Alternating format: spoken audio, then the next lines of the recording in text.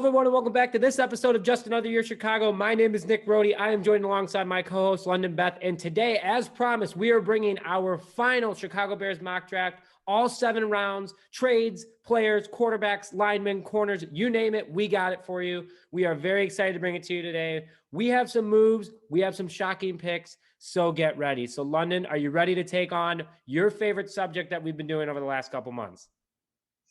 Nick, it's the best thing in the world. It's draft week. It's draft week.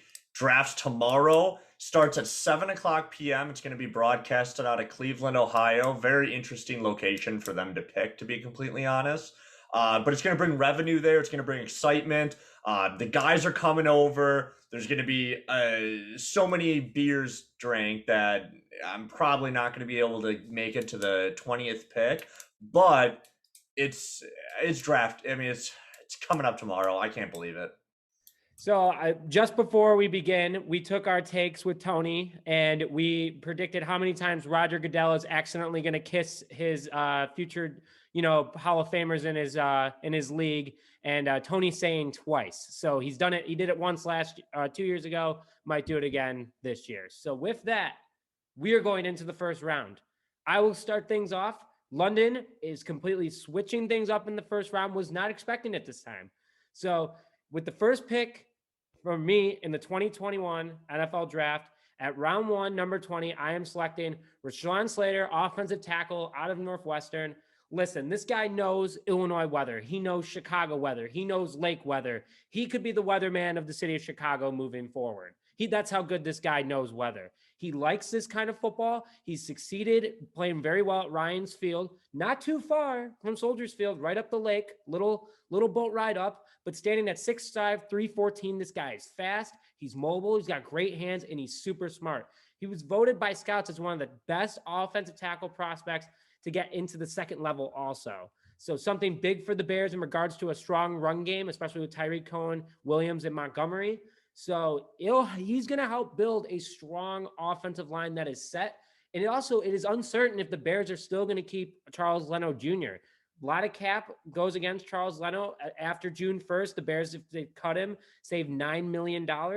And the Bears have the lowest amount of cap entering the draft. So I think that, Ryan Pace, as much as he wants to go out and get a guy like Justin Fields, Mac Jones, Trey Lance, he knows what he has to go and get. He has a guy in Andy Dalton and can get a guy like Kellen Mond or, Mills or someone else in later rounds. But I have him taking Rashawn Slater, offensive tackle out of Northwestern at pick number 20. London, much different pick than I'm used to you seeing in the first round. Who are you going with in the first round? Rashawn Slater, if he slips out of Northwestern and it comes down to, or not even comes down, just comes to Soldier Field, which is probably a hop, skip, and jump from where his dorm room was for the last 3 years, I will be extremely excited since he's arguably probably the second best offensive tackle in this draft. So, Nick, great pick there. It goes along on the lines of exactly what, we've constantly been talking about. My biggest thing is lately I've been doing quarterbacks. Okay, I've been saying one of the quarterbacks, which I still think out of in the top 10, I don't think all the quarterbacks should be drafted. I think one of the Justin Fields, Trey Lance, somebody like that is going to slip out of the top 10. I don't think this year we're going to be the ones to trade up. I think if we did trade up, the Philadelphia Eagles, the Vikings at about 12 to 14, somewhere in there, we wouldn't have to waste as much to get up and maybe draft a Trey Lance or Justin Fields. That'd be great. But I don't think ownership, just listening to Ryan Pace, I think they're kind of sold on Andy Dalton this year. And I really just don't see a quarterback happening in the first round. Am I excited about that? No, because I think a quarterback's the most important thing in the draft, or on a team, not in a draft, on a team, in the most important position. But at the same time, it will come down to the needs, and I just don't see them pulling a 2017, rabbit out of the hat, moving up to get Mitchell Trubisky, and then all, hell breaks loose. So with the 20th pick, we're going to be taking Teven Jenkins, right tackle out of offensive tackle, but he'll play right tackle. He played right tackle at Oklahoma State. Listen, this guy is big. He's fierce. He's played right tackle, so it'll be an easy fit, sticking him straight into the missing piece that we have on our offensive line. And that's the biggest thing. And also another thing, when it comes to offensive tackles, if you haven't noticed, the Bears love to draft versatility. They love to draft offensive linemen who can play different positions. James Daniels can play guard, he can play tackle, he can play center. Cody Whitehair can play tackle, or I mean center, he can play guard. So on and so forth. Sam Mustipher, he's playing center. And so, same with Teven Jenkins. He's that kind of player. He played right tackle. He played left tackle. He played a little bit of guard. He moved around at Oklahoma State. He was a great starter there, a fierce competitor, a big guy. We'll stick him at right tackle, and he'll be there for the next 10 years. Listen, I'm all in. I'm all in on a tackle. That was part of our three key areas of need. And I think that, no pun intended, tackles that key area of need. And, again, this draft is loaded with tackles. But don't be surprised if the Bears draft one in the 3rd or 5th round, or if they end up trading up in, mid rounds. The Bears are taking 2 tackles this draft. It's very, very likely. Or, there's going to be a huge undrafted free agent class, which probably is going to have some, hidden gems. It's going to have, look at Sam Mustipher. That happened to him. He's turned it out to be a pretty darn good center in the NFL. So, great pickup, London, either or Slater or Jenkins, it's going to be, that's an instant improvement on that offensive line. No matter I think it's honestly, and Nick, I agree with you. I think it's honestly going to be just whoever, because there's so many offensive tackles, it's just going to be whoever slips. You know what I mean? It's whoever's going to be available. I think the best offensive tackle, whether that's Slater, Jenkins, Darrensaw, who we've talked about from Virginia Tech, whoever that available person, Tucker out of USC, whoever that available offensive tackle is that is available at 20, I think we're pulling the trigger. Yeah, so going off of that, going into the 2nd round, offensive linemen help a quarterback out. London and I are eye to eye on this one. So London, I like who you're taking in the 2nd round, but go a little bit more into your 2nd round pick. So, Nick, we're going to be like #twins for this one. We have been stuck on this guy. He's been in and out. He's always there, whether it's in the 2nd or the 3rd round. I know so many people have been talking about this, with David or Davis Mills out of Stanford. He reminds me a lot of Trubisky, only 17 starts, has the arm talent and could do it, and all this other stuff. He's a perfect quarterback if he can turn into that. Not sold on it. Don't want to deal with that again. I don't even care if we pick up Mills in the 5th round. I don't want a quarterback with inexperience again on the Chicago Bears. So with the 2nd pick, which is the 52 overall of the NFL draft, the Chicago Bears will be selecting Kellen Mond, quarterback, Texas A&M. My guy, Kellen Mond. Let's go, baby. That's right. And that's the biggest thing. We can go on and on about the things that we like about this guy. I know we talked about his athleticism, his great arm. He's been a 4-year player. He's got better every single year at Texas A&M and have led them in huge games. The Bears have talked to him extensively. They went to his pro day at Texas A&M. Again, the biggest thing is his maturity. He's played under big coaches, Jimbo Fisher, okay, which I really, really, really like when quarterbacks play with great coaches. His huge arm ability, but also just that veteran kind of 4-year leadership is something completely different from what we had in the past with Trubisky, who, did not have that. More of the Davis Mills kind of like, we're gonna, 17 games, he's raw, all that kind of stuff. You know what you're getting with Kellen Mond, and you're sticking with it. And again, sure, maybe he doesn't play right away, because I do believe the Bears are gonna trot out Andy Dalton. But if Andy Dalton starts tanking, we got Mond right there, standing there, watching, processing. He's a leader, he's a veteran, and and throw him in, see what happens. So you've taken pretty much all the words out of my mouth. I'm going with Kellen Mond at the 52nd pick as well. A lot of people are saying he will slip this far because a lot of teams, if you think about it, a lot of teams don't need a quarterback this year. And the teams that do are all within the top 10, and they're all going to take guys like Trey Lance, guys like Trevor Lawrence, guys like Zach Wilson, they're all going to be gone. But then after that, teams are going to go, we'll get one later. We'll see what this happens. Or we can go get a veteran who has experience. And that's the tough reality of being a college quarterback, is that especially when the NFL is loaded with talented quarterbacks, future Hall of Famers, there really isn't a need to draft high so you don't get that big rookie contract. You don't get that recognition. But that's okay, because a guy like Kellen Mond, it is a very talented quarterback. Like you said, a lot of experience, has gotten better every year, and he's a humble guy. You don't hear him going out there being like Zach Wilson, who is very expressive, very crazy. Trevor Lawrence, who has million Instagram followers and all this other stuff. And then you have Justin Fields, who has probably the biggest fan base in the world because everyone wants him. Chicago Bears Twitter wants him. But in reality, I don't want to get hyped up on going out and getting a guy like that. I want to get hyped up on a guy that has low risk, high reward, and has a chip on his shoulder. Last time the Bears took someone in the second round who had a chip on their shoulder, his name was Jalen Johnson. He was one of the best rookie corners in the NFL last year. In fact, he was one of the better corners in the NFL overall. He had a mentor in Kyle Fuller, but I love second round guys because they were just good enough. They were just missed in the first round, and they could have gone it if they would have waited a year, if they would have been drafted a year before. I really like Kellen Mond.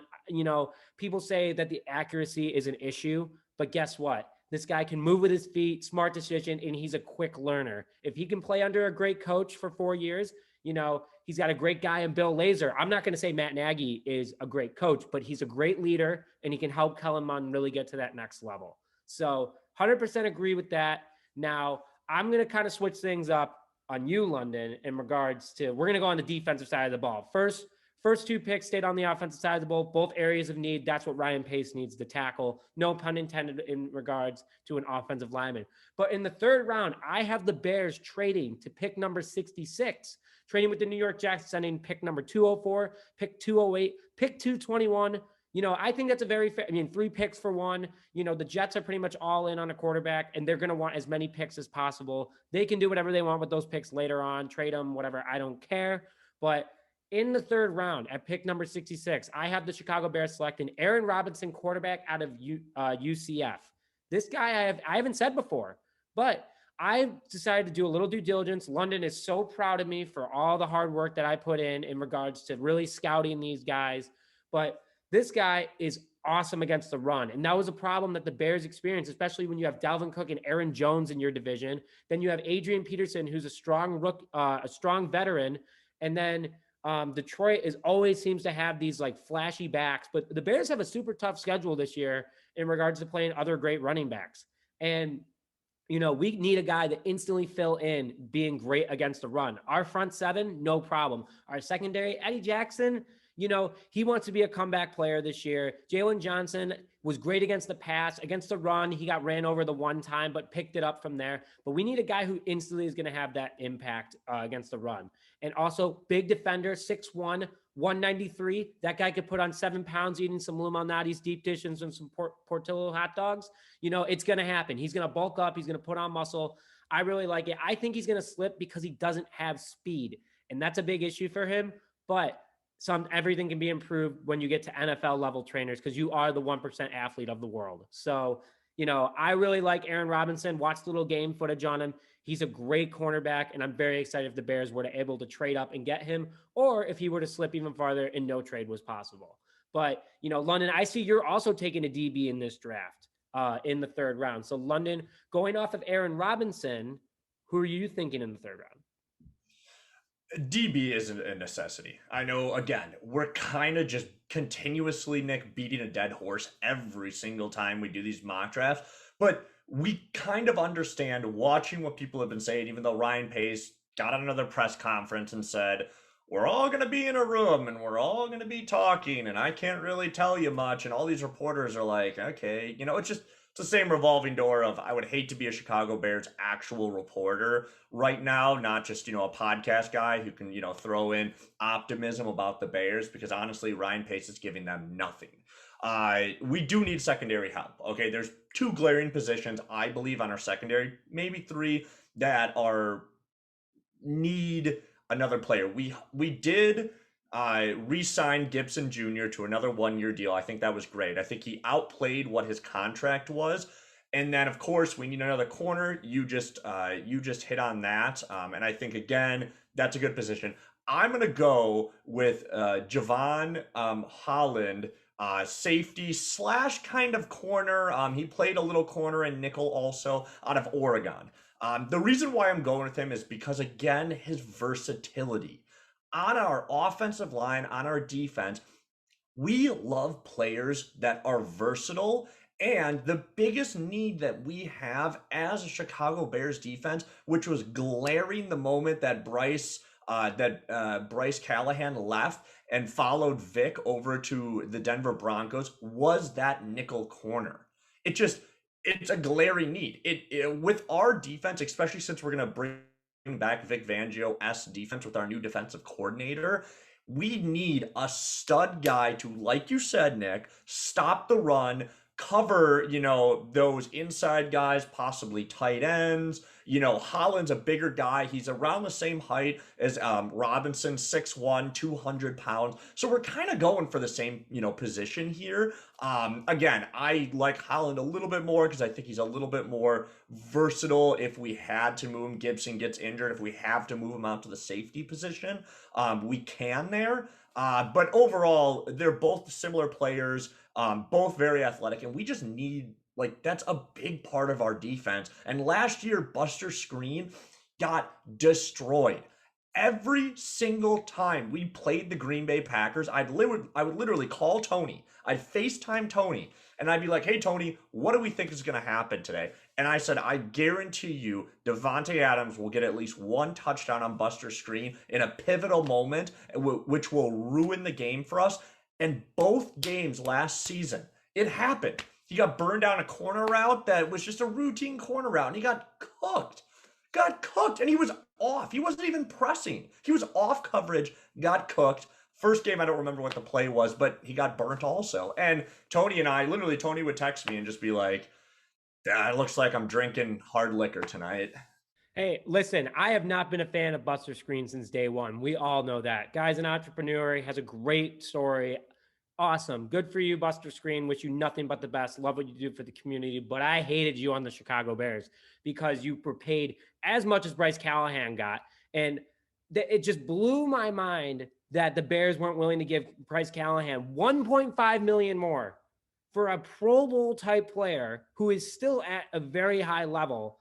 And then you go and get Buster Screen from the New York Jets. You do not take players unless your name is Jamal Adams from the New York Jets. Let's just make that clear.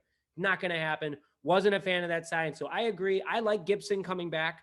Definitely think, a 1 year, $1.5 million contract, complete steal. So they gave him an extra $500,000 this year. It's still a complete steal. There's no, they didn't release the incentives, but doesn't hurt to go out and get a rookie, sign him to a 3-year deal. He learns from Gibson and eventually hopefully fills in that spot and could be the future of that defense safety spot. So, and you have Eddie Jackson. So, going off that, I know, London, you're sticking in the defensive side of the ball. And you know what? I like this because you are stealing my old picks. I'm starting to realize, starting to notice a little trend here, but I like your next pick, especially in the 4th round. So London, who are you taking in the 4th round? Not to say stealing picks, but I know your next pick you definitely stole from me. So I do love that. I do love that we went back into some mock drafts and we were able to put some different kinds of things. Because honestly, in the end, both of our mock drafts are going to be perfect. We're going to get every answer correct. And guess what? When all of these guys are Chicago Bears, we're going to be very excited. So with my 4th pick coming up for the Chicago Bears, I really liked when you put this guy into one of our mock drafts. I just think you put him a little bit too low. I think you put him in like the 5th or 6th round. I don't think he's going to last that far, even though he has been a little injury ridden. So I had to find a location, and I sat there, and for the past 2 weeks, I've been like, man, where could this guy fit where we can get him? And at this pick right here was absolutely perfect. It's going to be in the 3rd round. He's going to slip a little bit for us on 3rd, 4th round-ish area. He's going to slip a little bit due to those injury concerns, but he's going to be a great replacement for Danny Trevathan, who is getting older,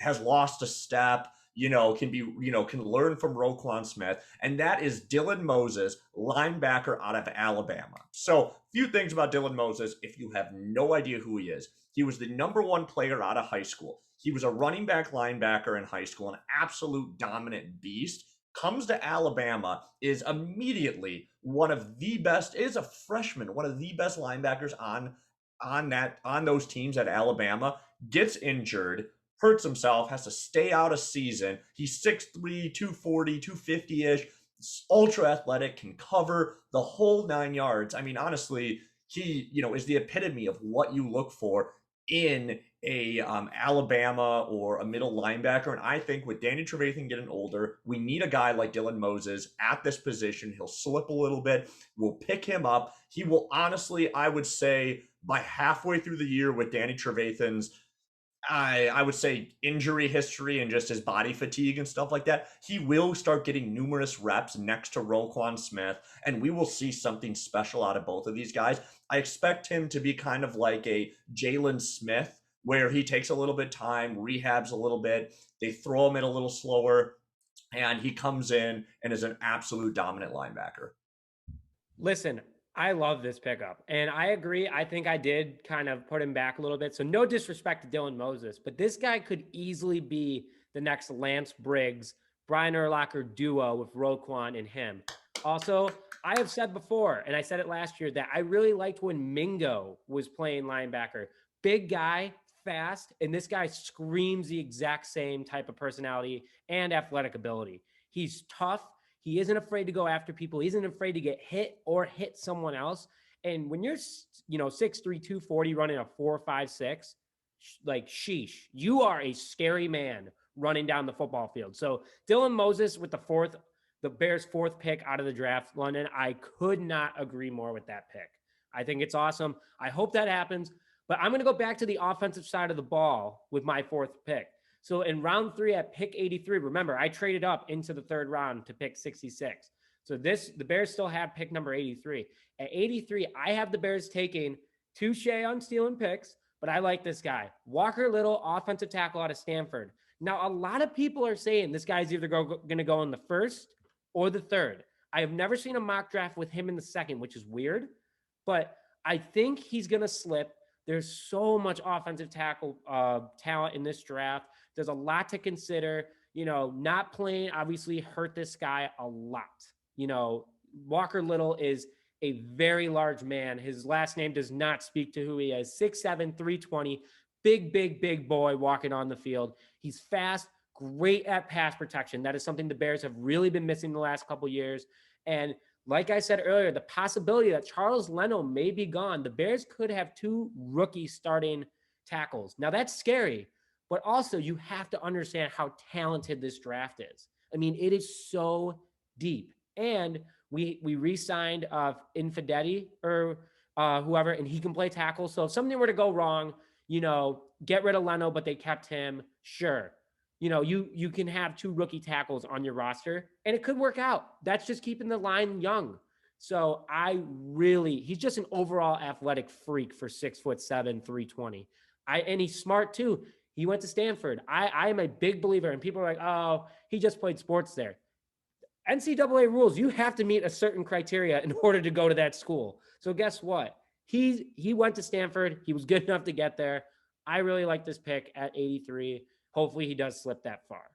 And you know what? I'm going to keep the offensive theme up on this draft. Now we don't have a 4th round pick, but, I'm sorry, we do have a 4th round pick because I am trading up again with Carolina. I have the Bears trading up to pick number 113 in the 4th round with Carolina, sending the last 6th round pick because we all know I don't care for them. Just get rid of them. Who cares? 224 in next year's 4th round. So we're giving them next year's 4th round. And we get pick 113. Fair trade, seems fair. And I got them taking okay, I'm gonna botch this. Tamorrion, London, did I get it? Was that close enough? Yeah, that was close enough. Good job. All right, Tamorrion Terry, wide receiver out of Florida State. Who? He's the next sleeping Megatron, in my opinion. 6'4", 210 pounds, lean and crazy athleticism. I like this guy a lot. I've never mentioned him before, but again, London's got me on this whole scouting trip right now. So I love this guy. Great at catching wide open passes, unlike Jevon Wims. Don't have to remind anybody about that. He's a deep route runner, which is something the Bears have been missing for so long. Bears fans last year were like, when is the deep pass going to happen? And whenever it happened to Mooney, it was like, oh my God, like we could have lost the game. And the fact that we still had a deep ball that game was a miracle and a half. This guy now complements Darnell Mooney. And also, so now you have two deep threats, but also Allen Robinson can be even more elite than he was last year. And yes, Allen Robinson was elite. I don't care what people say. What that guy did for a Bears offense was incredible. So come at me in the comments. I don't care. Allen Robinson is a top 5 wide receiver. And he's only going to get better if we take a guy like this. He will slip, though, due to his mid-range and short route running. Though that's what hurts him. But guess what?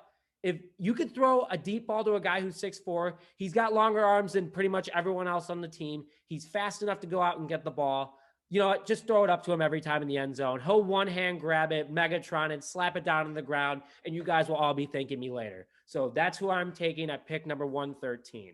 London, I see you are doing the same. But I'm seeing some highlighting too. So I don't know if you're switching it during the mock or what, but let's hear a little bit more about your wide receiver pick. Shi Smith, wide receiver out of South Carolina. So what is a huge thing that Ryan Pace and the Chicago Bears love to do every single year? Take wide receivers later, and they turn out to be booms in the draft. Kary out of Florida State. They went to the Florida State Combine, Pro Day. They were there. They saw him. They saw how big he is. They saw how good he can run.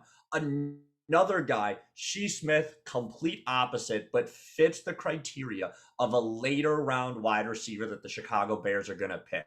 He's 5'10", 180 pounds. He's small, speedy receiver, can also double as that kind of return specialist, which the Bears love to get. The biggest thing that I fell in love with Shi Smith, the more and more I watched him at South Carolina, is this. South Carolina in 2020 stunk. My buddy Joe Bita, I am apologizing. I know you're a huge Gamecocks guy, and you'll probably tear me up for this, but they absolutely stunk. He was the shining light in that offense, and the reason why is because he didn't drop a single ball. He's a very sure-handed catcher. He's quick on his cuts and his toughness. And the biggest thing is he catches the ball and doesn't drop it. Who does that remind you of? Darnell Mooney. Barely drops the ball, came in, catching passes in the hallways of hotels to get ready because of COVID. Allen Robinson has, I think, the lowest, if not the second to top lowest drops in the league last year. Sure-handed catcher. It's just what the Chicago Bears look for. They go out there, they find those receivers that aren't going to drop passes because clearly we can't get the quarterback position correct. Even though we're about to, we can't lately. So we need sure-handed receivers. Shi Smith, that's going to be my pick because of how quick and how much of a sure-handed receiver he's going to be. I am saying this now, no matter where he goes, especially if he comes to Chicago Bears, you already know that every time he catches the ball, Soldier Field's going to be going, Shi Smith. So, I like that pick. And who's the last guy that we took later out of South Carolina, wide receiver wise? London, can you name who that is? Alshon Jeffrey. Alshon Jeffrey. And how did he do for the Bears? Good until he got arrogant and left for the Eagles, won a Super Bowl. Forget that part. But he was great out of South Carolina. So I agree. I like that pick. And also, I just like the fact that we get to go at Soldier Field. So with that, I'm going back to the defensive side of the ball. I've been very offensive heavy. I've traded away all my 6th-round picks. So this is my last pick of the draft, my 6th pick of the draft. And this would be in round 5 at pick number 164. I am taking Pete Werner, linebacker out of Ohio State. I know people are saying, we want someone else out of Ohio State with the name of Justin Fields. Pump the brakes. It's not happening. It could happen, but not in this draft. We're all Kellen Mond lovers. Angel's getting a Kellen Mond jersey. I'm getting a Kellen Mond jersey. Probably going to get a big poster back here or an autograph of Kellen Mond. That's how obsessed I am with this guy. And he hasn't even played a snap for the Bears yet, not even on the team. But guess what? I am out on Justin Fields, but I'm in on Pete Werner, linebacker out of Ohio State. Listen, Ryan Pace loves late round steals, especially defensive studs. Let's talk about Eddie Jackson. Ryan Pace loves that guy. Nic Roti, before he left to go to the Raiders, another great late round pick. So I could see him going out and getting a guy like this. And I think Pete Werner is a guy. He's an area of need for the Chicago Bears. And like London said earlier, Danny Trevathan is not Superman anymore. He's a great leader. He warmed up in the second half of the season. But if he's warming up in the second half of the season now, he's probably going to warm up in the last quarter. And hopefully the Bears are in playoff contention then, so he can be the player that we need him to be. But we need a guy who can potentially fill in now. He's an awesome coverage quarterback, something Trevathan got burned on super bad last year. Roquan Smith is totally fine in that. He's young, he's faster, but that's not going to last forever either. So let's go out and get a guy like Pete Werner or Moses, but I'm going with him later in the draft, and he can make quick moves and change direction super fast if needed. That's something that Roquan carries, and look how he's doing for the Chicago Bears. So hopefully the Bears land this guy later in the draft. I could still see him getting taken sooner because he is a pretty high up linebacker, but more to come on that. Now, that's it for me. I have no more picks because I've traded all mine away. I traded away an asset for next year. And I know right before this mock draft, I tweeted that the Bears are likely going to get rid of Akeem Hicks, Jimmy Graham, and Charles Leno Jr. Could get rid of one of them in the draft. We didn't include any of that. So more to come in regards. But as we're still on draft topics, London, I'm loving the second guy that you have written down out of your 6, 7, and 8 picks because it screams ISU for me. But go through your last picks of the draft. My last picks of the draft, again, are not something that has been, wildly different in any of these picks. A couple guys that I just kind of put in there, throughout the things, but it's always an ultra athletic edge guy who comes from a small school no one knows about, and he turns out to be, Robert Harris, a nickel corner or a slot corner that, again, we just always have an abundance of those. And then I've kind of been going between like a fullback tight end or a safety here just for depth, because at the safety position, I do think we need a lot more depth. This is my final thing. This is what I'm going with our 3 6th-round picks. If we have them, if we don't trade them, like Nick trades everything away, I'm going with Kary Vincent Jr., cornerback out of LSU. Again, 5'9". I talked about him in our last mock draft. He's 5'9". He plays bigger than he is. He's a dog out of LSU. If you want to get a secondary player, you get them out of Alabama, LSU, or Florida State, period.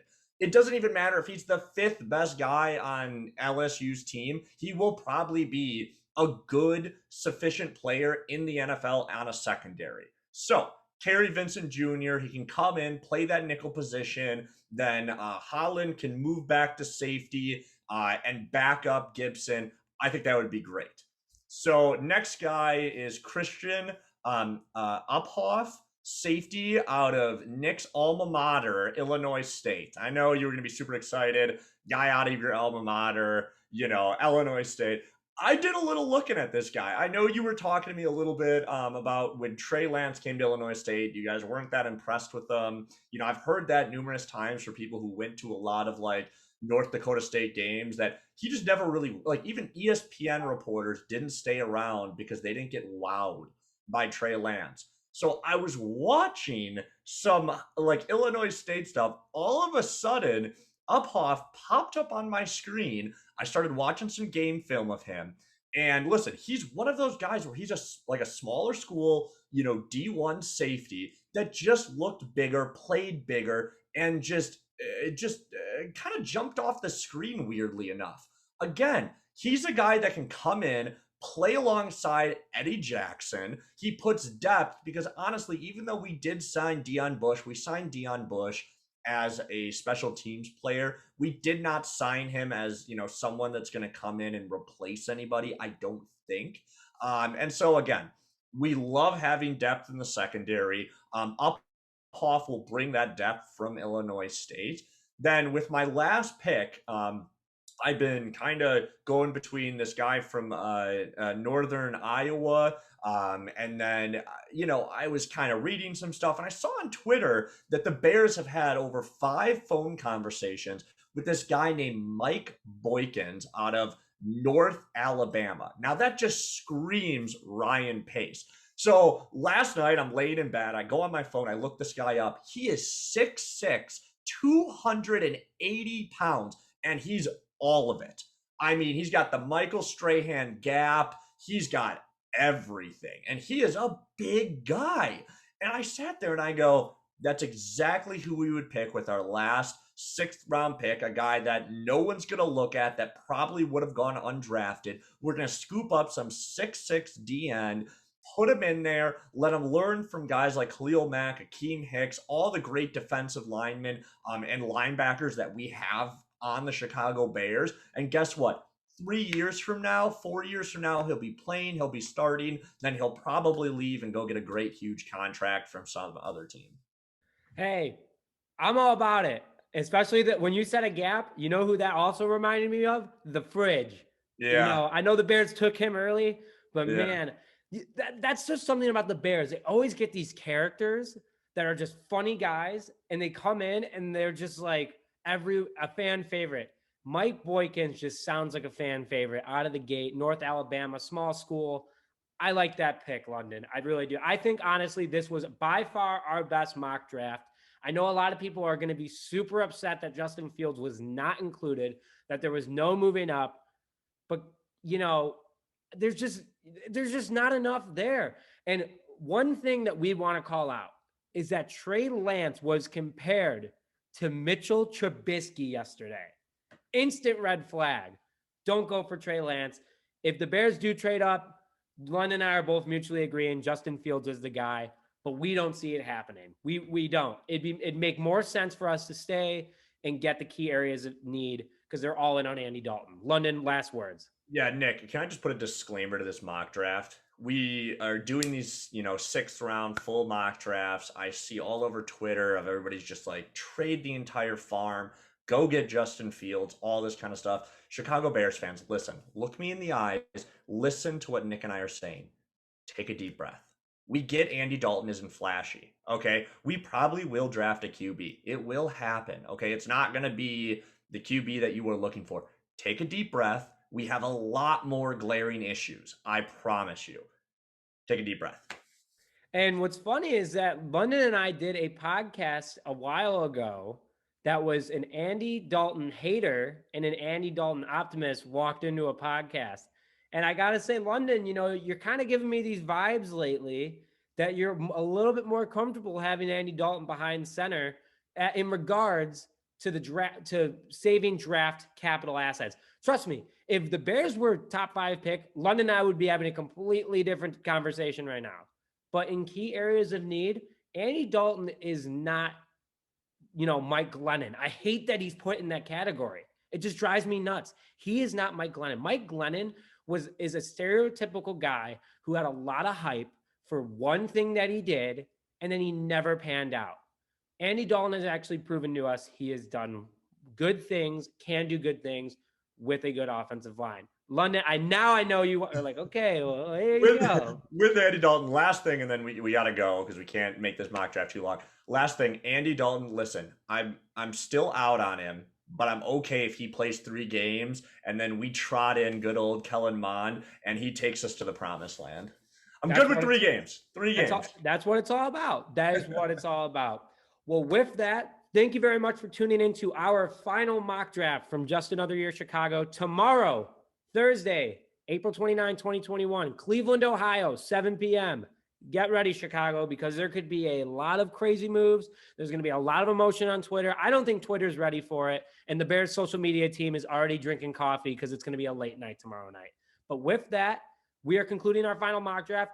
Thank you very much for tuning in to another episode of Just Another Year Chicago. My name is Nic Roti, my co-host London Beth, and we will see you guys on Friday for a recap of the first day of the NFL draft. We'll see you soon.